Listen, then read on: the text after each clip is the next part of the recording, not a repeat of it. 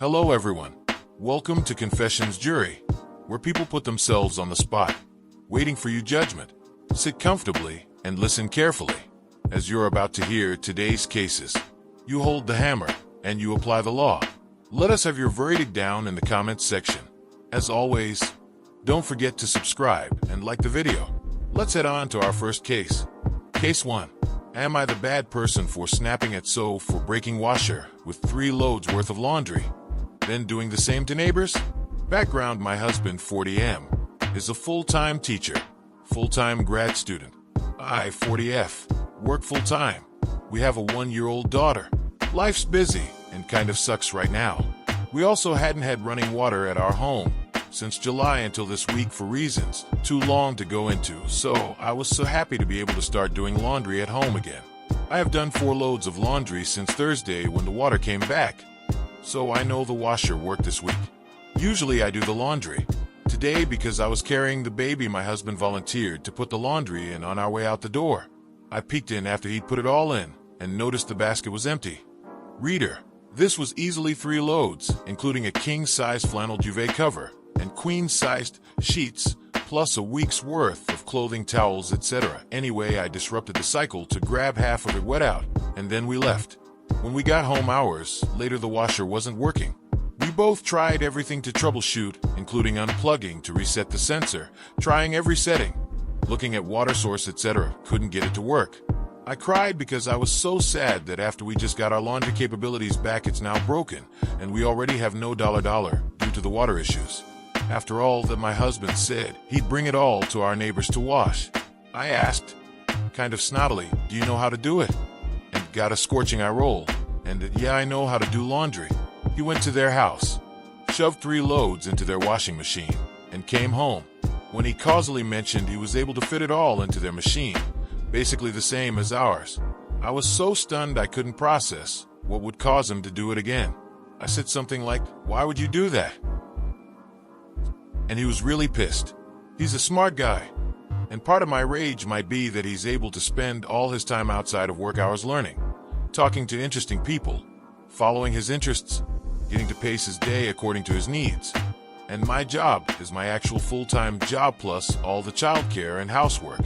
When I told him I know he's busy, but it would be nice if, when he offered to do something to help me, he actually did it, and did it well, instead of doing things like shoving all the laundry in at once, or saying he'll sweep all the shit he dropped all over the kitchen floor while I put the baby to bed, and then not do it, or load the sterilizer, but forget to turn it on. So we have no clean bottles when we get home with a hungry baby. He always comes back with, "I'm doing so much already, I'm at capacity. Already, it's not my fault if I forget. The point is I'm trying." I know he is capable of learning, so it just feels like he doesn't care. I am also at capacity. Time, emotions, health, I am totally at capacity. I know he is too. I don't know what the answer is, but I do know our washer is broken. What do you guys think? Lay down your ruling in the comment section, and let's move on to our next story. Case 2. Am I the bad person for not agreeing to my partner's suggestion that we allow our neighbor's son to bathe in our bathtub? I, 50M, got into an argument with my partner, F40, over what the title to this post says, and would appreciate some perspective from the community here. Some background info. We live in an apartment that has a bathroom with a bathtub. We are not based in the US, but in Northern Europe. I migrated to the country more than 10 years ago, and can speak the language very well, know the customs and traditions, and can overall say that I regard this country as my home now. My partner was born and raised here. We moved into the apartment almost a year ago, and don't know many folks in the area. My partner and I have a child together. Our kid is very young, not 2 yet, and taking care of her takes all the free time that we two have from our full-time jobs. Our neighbor on our floor S is a divorced mother of a 4-year-old boy. They are friendly to slash with us, and the boy has been curious about our daughter ever since we moved into the building. I should also mention that we moved into the apartment almost a year ago. The move itself was very stressful, and things have not been properly put into place, as the apartment needs some fixing up. We still have some cartons with things around, which we move around when we fix things up in one room, then move to the other, etc. Today my partner met our neighbor and her boy at a nearby park. They got talking, and the boy mentioned that once they got home, he was going to take a bath and go to sleep. I don't have the full specifics of how the conversation flowed, but the mother mentioned, jokingly perhaps, that they had a collapsible dog bathtub because their apartment was small and there was no room in their bathroom for a bathtub. My partner took in this information and asked me tonight about the possibility of letting them use our bathroom so that the boy could bathe in a proper bathtub. If I understood her reasoning correctly, this was meant to be a nice and helpful gesture to our neighbor and her kid. In my partner's mind, this would foster closer relations with them, as well as allow our daughter to get to know and to interact more with the boy.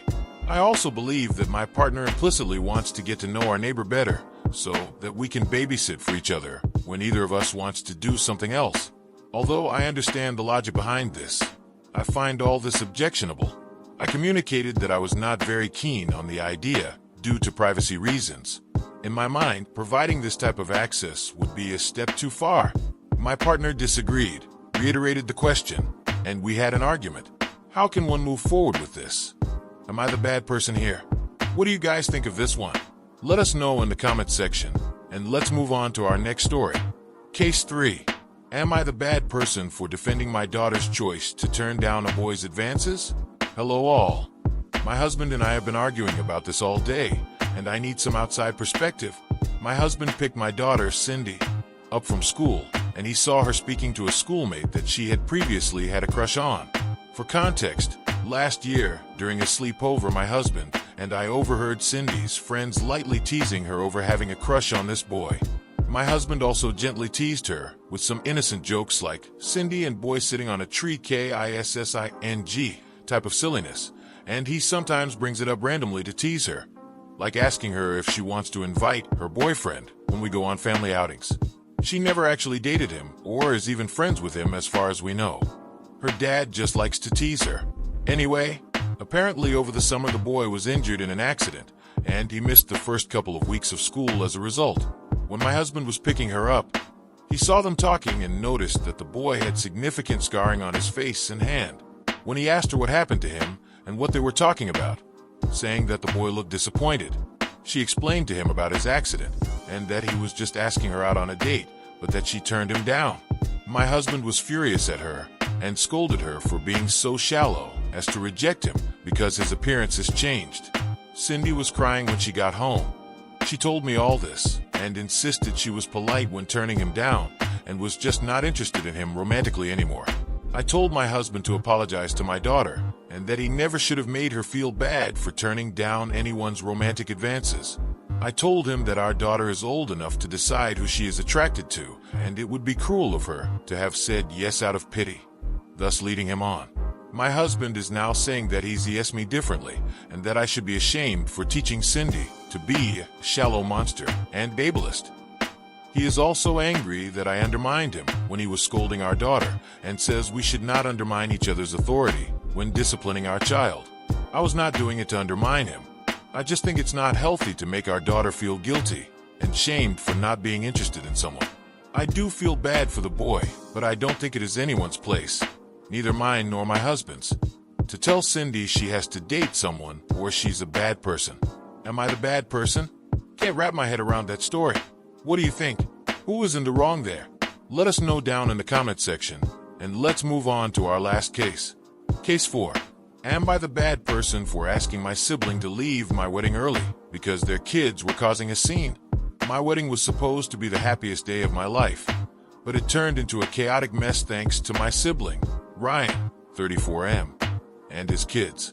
I, 30F, know that being a single dad to 3, 5F, 3M, 1M is tough, but I made it clear months before the wedding that it was a mostly child-free event. I allowed a few exceptions for close family, trusting that they would keep their kids in check during the important parts of the day. I couldn't have been more wrong. As soon as they arrived, his kids were running around like it was a playground. During the ceremony, his youngest started crying uncontrollably, and the middle one kept wandering up the aisle while we were exchanging vows. I was already frustrated, but I kept my cool until the reception, where it escalated even more. They were grabbing food off other people's plates, spilling drinks, and one of them even knocked over our wedding cake stand. Luckily, it didn't fall. I was mortified, When Ryan didn't seem to care, or even try to control them, I felt like I had no choice. I pulled him aside and asked if he could leave early and take the kids home. I even offered to pay for a ride so he wouldn't have to leave right away. But he went off on me, calling me a bridezilla and saying that I only cared about a perfect day, rather than understanding what he was going through as a single parent. He said I was being selfish and that family should always come first, especially when they're struggling. Now, some of my family thinks I'm the villain for asking him to leave and that I'm too focused on appearances. My parents are siding with him, saying I should have let it slide because kids will be kids, and it was unreasonable to expect silence at a wedding with children. But other guests were clearly uncomfortable with the chaos, and I feel like I had every right to ask for peace on my big day. Ryan hasn't spoken to me since, and some relatives think I owe him an apology. Am I the bad person for wanting my wedding day to go smoothly? Or was I out of line for asking him to leave? You've sat down, you've listened. Now, it's time to state your ruling. What is it going to be? Let us have it down in the comment section down below. Thank you for watching. Please like this video if you enjoyed it and subscribe for more cases like these. In life, we may run, but we can never hide from true justice. Stay safe, everyone.